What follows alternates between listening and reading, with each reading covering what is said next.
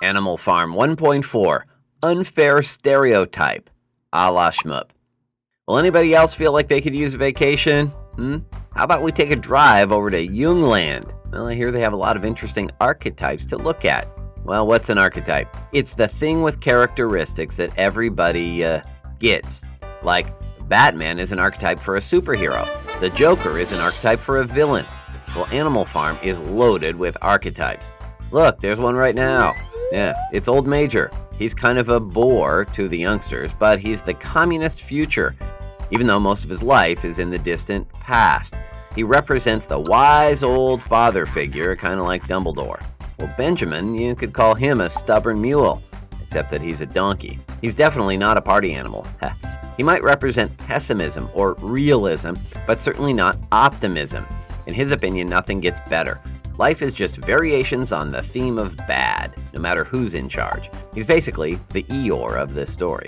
Okay, well then there's Napoleon. Napoleon is the archetype dictator, surrounded by his dogs like the KGB. One off-color remark and you become their next meal, which is really just an appetizer since Napoleon's starving you while he overworks you. Nice guy.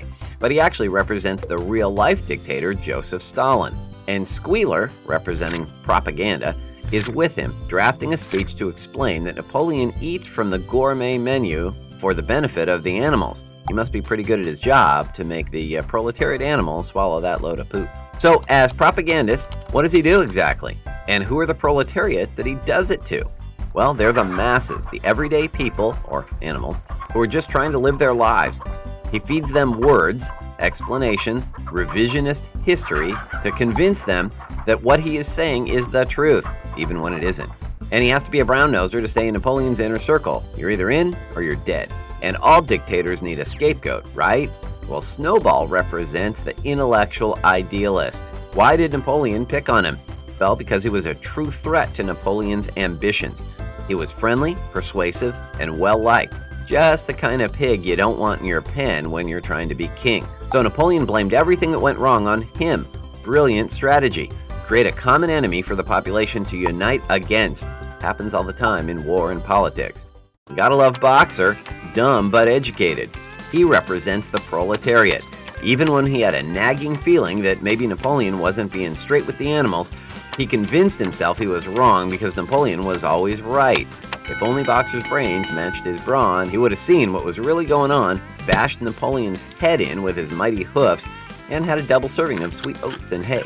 Instead, he allowed himself to be used to death, like the proletariat under Stalin. Well, Clover also represents the proletariat, but with female intuition. She smells something fishy, but she can't quite put her finger on it.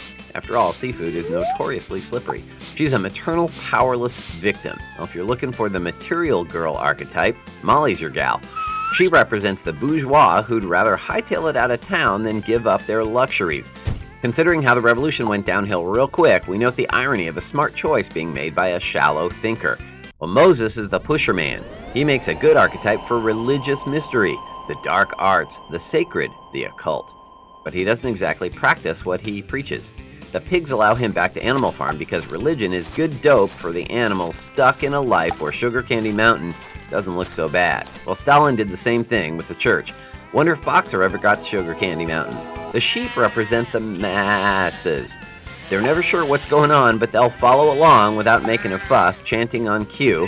It's a good thing they're cute and cuddly, because they sure aren't clever. Well, vacations always make you miss home, don't they? Everyone click your heels 3 times, and let's get the beep out of here.